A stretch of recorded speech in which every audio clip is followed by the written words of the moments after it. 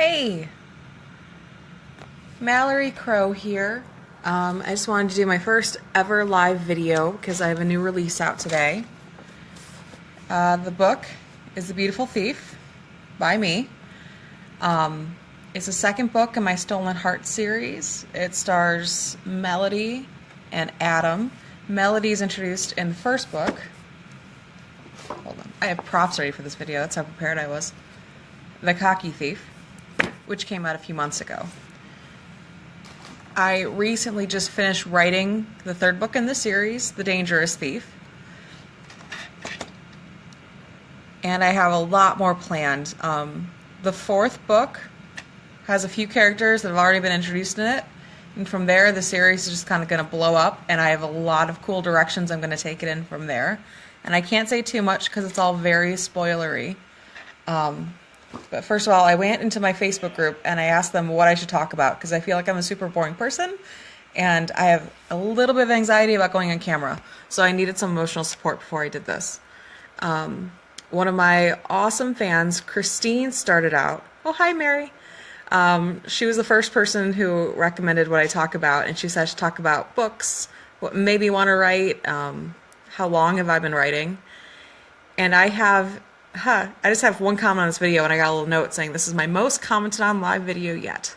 Thanks, Mary. You did that. I don't know exactly what pinpointed making me want to write. I've had stories in my head for a long time, and I read a lot. I read so much that I've been yelled at by English teachers for reading in class, like back in middle school. So this has been going on for a long time. But the first thing that made me want to write, I remember watching the show Angel when I was, I think, in high school. And, second comment by Mary. I watched the show Angel in high school, and they kept on going darker and darker with the storylines, and it made me so frustrated, and I just kept thinking that if I wrote this show, I could do better. And that was the first time I ever really wanted to write, just to fix something. But then I would start getting stories in my head, and I'd ignore them. And I ignored them for years because I didn't think you could make a living writing. And so I did the adult thing. I went to school for business and I got my adult job and I passed the CPA exam and I got married and I got my house. And only once I had actual time and energy did I actually go through the writing thing. And that was in 2009. I published my first book in 2015. I quit my day job 3 months later, and the rest is history. And so Mary asked about my inspirations. I have a very overactive imagination. I'm kind of inspired by everything. More specifically, sometimes I'm inspired by what I'm watching. Like I mentioned, Angel bugged me. So for that time, I had a lot of stories about vampires floating around my head. I got the inspiration for the Stolen Heart series when I was watching a lot of heist-like shows. Leverage was a really big inspiration for the Stolen Heart series. So it's things I watch on TV. Music, I think of a lot of music videos in my head. The first book I ever published, Teaching the Boss, that was totally inspired from a music video I made in my head for a really weird song. So, there's a scene, I go to the gym almost every day, and I don't work out very hard. I just kind of walk slowly, listening to music, and I let that kind of guide my stories.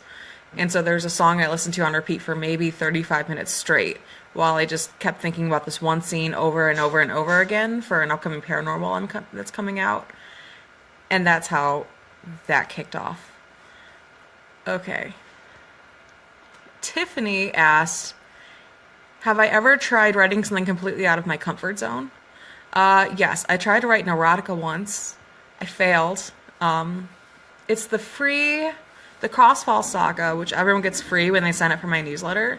That's what I called my failed attempt to write an erotica. Because at the time, erotica was selling really well, and I was like, I can write anything that sells well. I can do this. And so I got this great story of these two sexy twins and this girl who accidentally sleeps with the wrong twin. And it's a love triangle between the brothers. And the story is great. I love the story, but this just ended up not having a lot of sex. not more than my normal books. So I think as a story, it ended up being really good. It was nice, suspenseful. It was southern. It was hot. Hi, Lillian. I love Brazil. I've never been there, but everything I've seen on TV makes Brazil look awesome. I keep finding readers from different parts of the world, and every time I hear about them, I want to go to that place more and more. So right now, there's a girl named Ivy from New Zealand, and so I'm pretty obsessed with going to New Zealand right now. But I need to sell more books first. So yeah, if you want to see my failed attempt at erotica, you can go read that Crossfall Saga. Once again, if you signed up for my mailing list, you should have gotten the entire thing for free. So it's a nice kind of sultry southern suspenseful read. And Tiffany also asked, should someone delete my search history if something happens to me? No, I think it'd be more fun to see them question my husband. Why were all these different types of porn on your wife's computer, sir? Were you using the computer? No, it was her searching that porn. Officer, I swear. They'll never believe him, but it'd be hilarious to see him squirm. Yeah, my search history, at this point, I'm sure I'm on some lists. Like, it's not going to surprise anybody. There's no use trying. I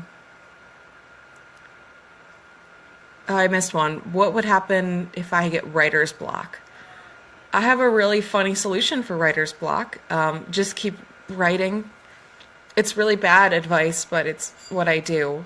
When you're blocked and you want to do anything but writing, you don't get anything done. And you think that if you just think about it more and if you work on the story more, it's gonna work, and that it doesn't work. If you're blocked, you're blocked. You just have to like plow through, and that section you write, it's probably gonna suck because you're not into it, you're not feeling it, you don't want to be doing it, but you'll get through it, and then you'll get to a point where it is easier to write and the words do come out. So that is my writer's block advice, which is funny because I have a writing friend named Evelyn who I give that advice to.